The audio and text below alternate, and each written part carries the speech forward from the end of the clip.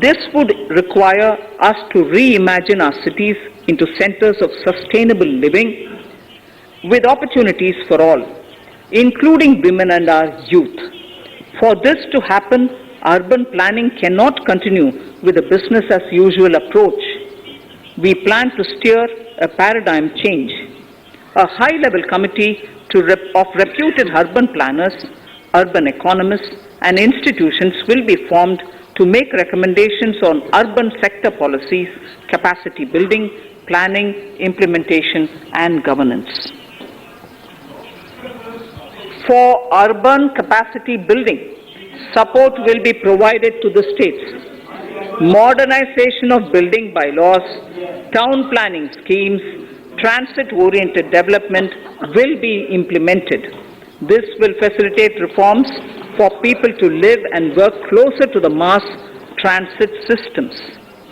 The central government's financial support for mass transit projects and Amrit scheme will be leveraged for formulation of action plans and their implementation for facilitating the TOD and TPS by the states. For developing India-specific knowledge in urban planning and design, and to deliver certified training in these areas, up to 5 existing academic institutions in different regions will be designated as centers of excellence. These centers will be provided endowment fund of 250 crore each. In addition, the AICTE will take the lead to improve syllabi, quality and access of urban planning courses in other institutions. We will promote a shift to use of public transport in urban areas. This will be complemented by clean tech and governance solutions, special mobility zones with zero fossil fuel policy and EV vehicles. Battery swapping policy. Considering the constraint of space in urban areas, for setting up charging stations at scale, a battery swapping policy will be brought out and interoperability standards will be formulated.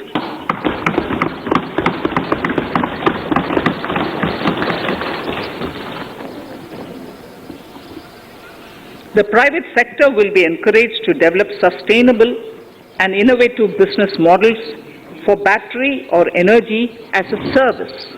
This will improve efficiency in the EV ecosystem. Efficient use of land resources is a strong imperative. States will be encouraged to adopt unique land parcel identification number to facilitate IT-based management of records.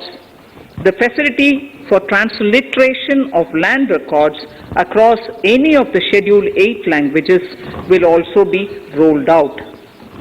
The adoption of linkage with National Generic Document Registration System (NGDRS) with the One Nation One Registration software will be promoted as an option for uniform process of registration and anywhere registration of deeds and documents. Necessary amendments in the code IBC will be carried out to enhance the efficiency of the resolution process and facilitate cross-border insolvency resolution. Accelerated corporate exit.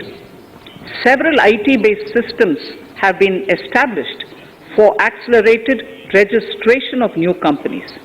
Now the Center for Processing Accelerated Corporate Exit, CPACE, will process re-engineering, will be established to facilitate and speed up the voluntary winding up of these companies from the currently required 2 years to less than 6 months.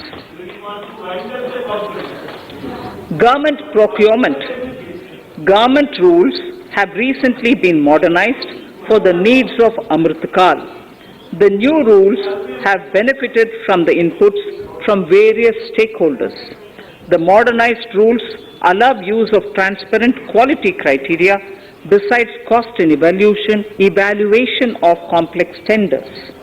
Provisions have been made for payment of 75% of running bills mandatorily within 10 days and for encouraging settlements of disputes through conciliation.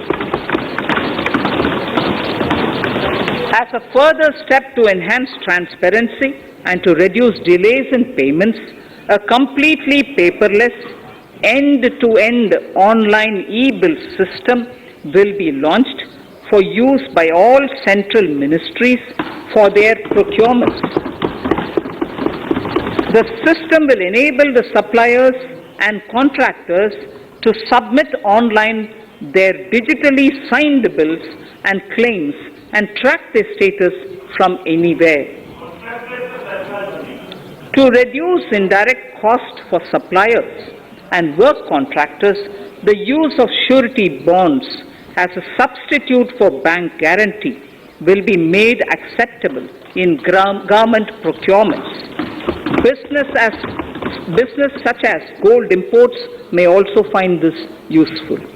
IRDAI, insurance regulator, has given the framework for issue of surety bonds by insurance companies.